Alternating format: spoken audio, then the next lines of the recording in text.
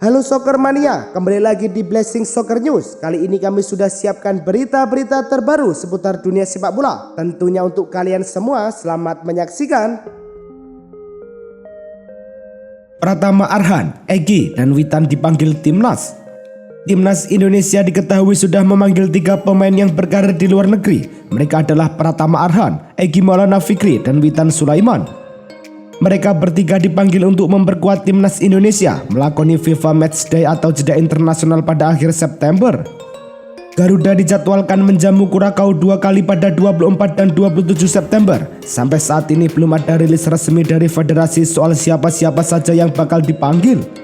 Tapi setidaknya sudah ada kepastian pemanggilan 3 pemain yang berkarir di luar negeri.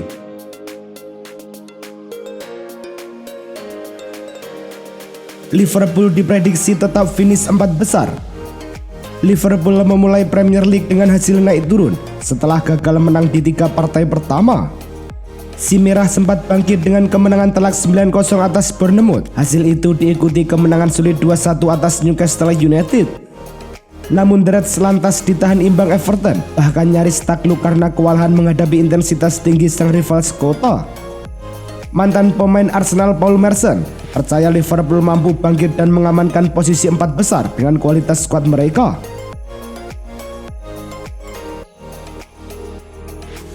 Di ruang ganti, Marcus Rashford juga kalahkan Ronaldo. Cristiano Ronaldo diklaim sudah tersisih di skuad MU. Para pemain lebih serak dengan Marcus Rashford sebagai ujung tombak baru. Hasilnya, Rashford bisa membuat 3 gol saat Ronaldo justru belum menyumbangkan gol atau assist sama sekali. Menurut The Suns, Ronaldo memang sudah tak mendapat dukungan penuh di dalam tim. Para pemain kabarnya lebih serak jika Ronaldo dicadangkan. Sebab para pemain kabarnya menjadi tak terbebani dan bisa lebih mengekspresikan diri. Mereka yang untung dan yang rugi dengan ditundanya Premier League. Premier League memutuskan menunda semua laga pekan ke-7 sebagai bentuk penghormatan terhadap mendiang Ratu Elizabeth II. Penundaan ini menimbulkan respon pro kontra. Sudah pasti bahwa penundaan ini akan membuat tim-tim kerepotan. Biar begitu, penundaan ini juga membawa dampak positif bagi tim-tim yang sulit menemukan konsistensi untuk mulai mengatur ritme. Di sisi lain, untuk tim yang sedang melaju dalam momentum positif, penundaan pertandingan bisa merusak momentum tersebut. Barcelona PD Gavi tidak akan berpaling. Barcelona berhasil meyakinkan bahwa masa depan Gavi ada di Camp Nou. Sang gelandang juga dilaporkan tertarik untuk memperpanjang kontraknya. Fabrizio Romano menyebut bahwa proses negosiasi kontrak baru Gavi di Barcelona sedikit lagi akan kelar. Saat ini pembicaraan antara kedua pihak sudah mencapai tahap akhir. Mereka tinggal memfinalisasikan beberapa detail dalam kontraknya. Menurut info Romano, Gavi akan menaikkan kontrak berdurasi panjang meski ia tidak menyebut secara detail berapa lama durasi kontrak sang gelandang. Neymar, penyebab Chelsea gagal dapatkan jasa Rapinya. Kepada The Daily Mail, Rapinya mengaku sempat galau. Ia bimbang apakah menerima pinangan Barcelona atau Chelsea di musim panas kemarin. Alhasil ia memutuskan berkonsultasi dengan Neymar. Ia menyebut bahwa sang pemain lebih baik pindah ke Camp Nou. Pindah ke Barcelona jadi pilihan yang tepat bagi Rapinya. Ia tidak butuh waktu lama beradaptasi dan memberikan dampak bagi tim. Ia tercatat berhasil mengemas total 1 gol dan 1 assist dari total 5 penampilan bagi Las Azulgrana di musim ini. Mulai bersinar, Barcelona tetap mau jual Frenkie de Jong. Perlahan tapi pasti Frenkie de Jong menunjukkan kontribusi nyata untuk Barcelona di awal musim ini. Dalam 6 pertandingan di semua ajang musim 2022-2023, De Jong selalu dimainkan. Ia pun sudah mencetak 1 gol.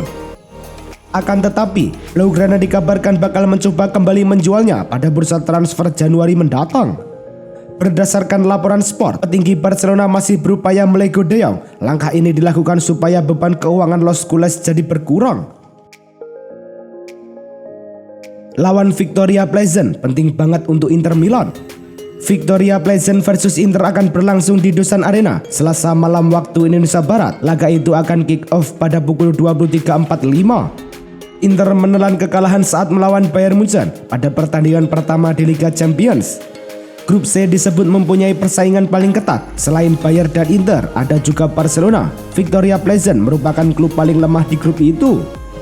Oleh karena itu, Inter berjanji akan bermain habis-habisan guna membungkus kemenangan dari kandang Victoria Pleasant.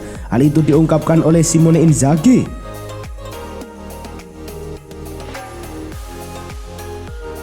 Sandy Walsh kian garang di Eropa semenjak naturalisasinya direstui.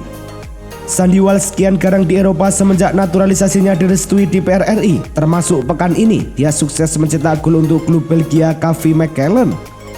Itu merupakan gol keduanya dalam 2 pekan terakhir. Dia juga sempat mencetak gol saat Mechelen kalah 2-3 dari RFC Seresien 3 September lalu. Kini, pemain berusia 26 tahun itu sukses mencetak 2 gol dan 2 assist dalam 8 pertandingan Jupiler Pro League musim ini. Jelas, itu merupakan sebuah catatan yang apik, mengingat posisinya sebagai bek kanan. Federico Chiesa akan pulih setelah Piala Dunia tahun 2022. Federico Chiesa sudah tidak pernah bermain sejak menjalani operasi ICL di lutut kirinya pada Januari lalu. Pelatih Juventus Massimiliano Allegri memberi perkembangan soal cedera yang diderita Federico Chiesa. Allegri mengatakan bahwa Chiesa akan pulih 100% pada Januari tahun depan atau setelah Piala Dunia tahun 2022. Saya berharap memilikinya sebelum jeda Piala Dunia.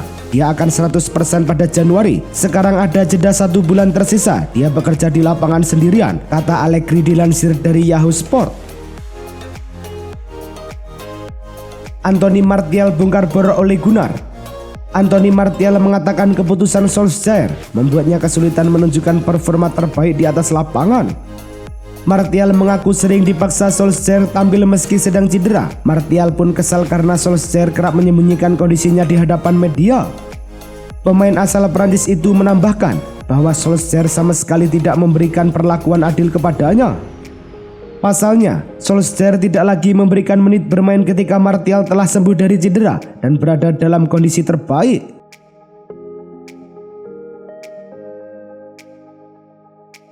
Alejandro Balde, bintang muda baru Barcelona. Barcelona sepertinya tidak pernah kehabisan bibit sepak bola berbakat. Sekarang Barca mengenalkan Alejandro Balde di pos bek kiri. Balde dimainkan jadi starter dalam duel Barca kontra Cadiz pekan kelima La Liga. Ia tidak membuat gol atau assist, tapi terlihat jelas bahwa kontribusinya cukup signifikan. Balde menunjukkan bakat muda khas La Masia. Tidak ada rasa grogi, dia mencoba tampil maksimal. Potensi Balde memang masih mentah dan masih perlu diasah, tapi berkaca pada laga kontra Cadiz, dia sudah cukup menunjukkan tanda-tanda positif untuk pos bek kiri. Xavi tepis dugaan simpan pemain untuk lawan Bayern. Xavi tak menurunkan Robert Lewandowski, Ousmane Dembele, Pedri, Jules Koundé atau Ansu Fati sebagai starter saat bertandang ke Cadiz. Keempatnya baru masuk di babak kedua saat Barcelona masih unggul 1-0.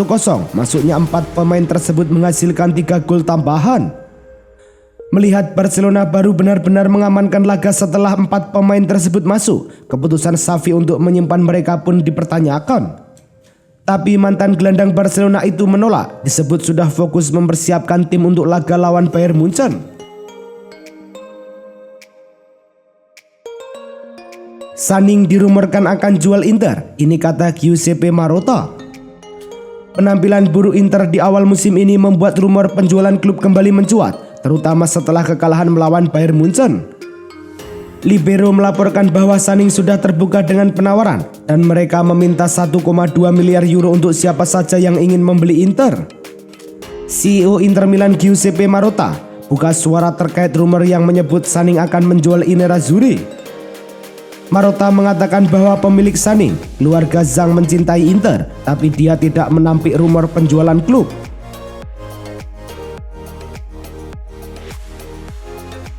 Atalanta versus Cremonese tuntas 1-1. Menjamu Cremonese di Gewiss Stadium Bergamo, Atalanta mendapat perlawanan ketat. Jual beli serangan terjadi sejak menit awal. Atalanta akhirnya mendapat gol sungguhan di menit ke-74. Bek Merih Demiral bisa menandu umpan Koop Mainers menjadi gol. Namun, keunggulan Atalanta tak bertahan lama. Cremonese bisa menyamakan skor menjadi 1-1 4 menit berselang lewat aksi Emmanuel Valeri. Hingga laga bubar, Atalanta dan Cremonese tak bisa menambah gol lagi. Skor 1-1 menjadi hasil akhir pertandingan.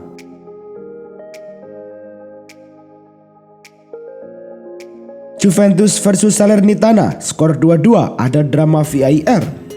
Juventus tertinggal lebih dulu pada menit ke-18. Adalah Antonio Candreva yang mencatatkan namanya di papan skor.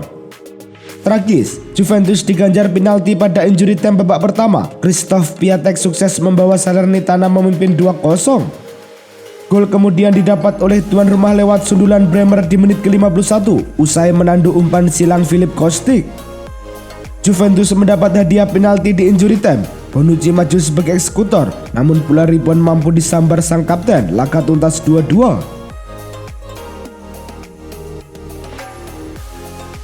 Real Madrid versus Mallorca 4-1, Los Blancos ke puncak klasemen lagi.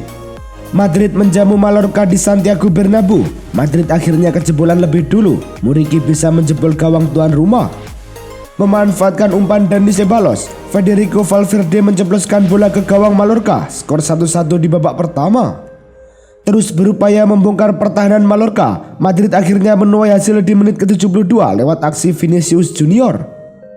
Kondisi itu justru dimanfaatkan Madrid untuk menambah keunggulan. Di menit ke-89, Rodrigo membawa timnya memimpin 3-1.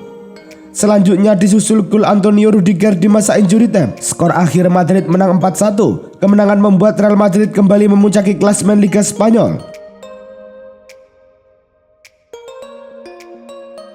Union Berlin puncaki Bundesliga usai kalahkan Cologne.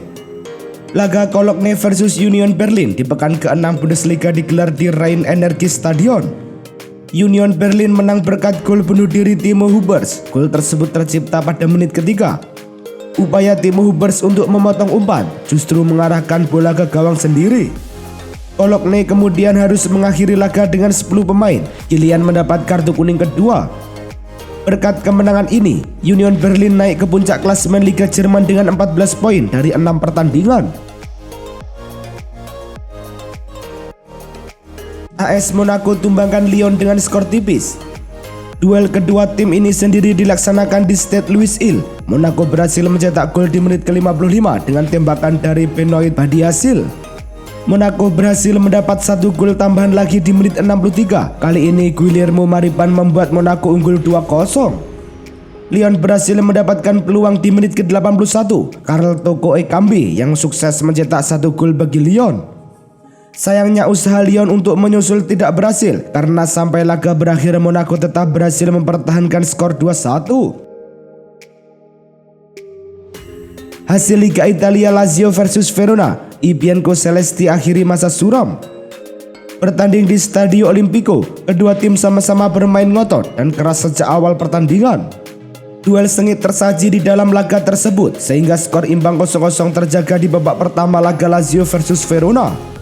Pertarungan pada babak kedua akhirnya berakhir dengan kemenangan Lazio berkat gol dicetak oleh Ciro Immobile pada menit ke-68. Selain itu, Lazio berhasil menambah gol di akhir laga, di mana Luis Alberto berhasil membawa klubnya unggul 2 gol di menit ke-90. Laga pun tuntas dengan skor 2-0. Liga Champions, Rangers versus Napoli diundur, kekurangan SDM polisi. Rangers versus Napoli saling bertemu di matchday kedua grup A Liga Champions. Duel di Stadion Ibrox ini semula dijadwalkan bergulir Rabu dini hari waktu Indonesia Barat. UEFA kemudian menyampaikan bahwa laga harus ditunda 1 hari ke Kamis dini hari waktu Indonesia Barat. Pihak tuan rumah diketahui kekurangan sumber daya polisi untuk mengamankan jalannya pertandingan. UEFA juga menyampaikan bahwa laga Liga Champions ini tidak bisa dihadiri oleh supporter Napoli. Tak hanya pada pertemuan pertama, saat nanti Napoli menjadi tuan rumah juga tak diizinkan ada penonton Rangers. Itulah tadi kumpulan berita-berita terbaru dari kami. Simak terus berita-berita terbaru lainnya dan jangan lupa like, komen, dan juga subscribe.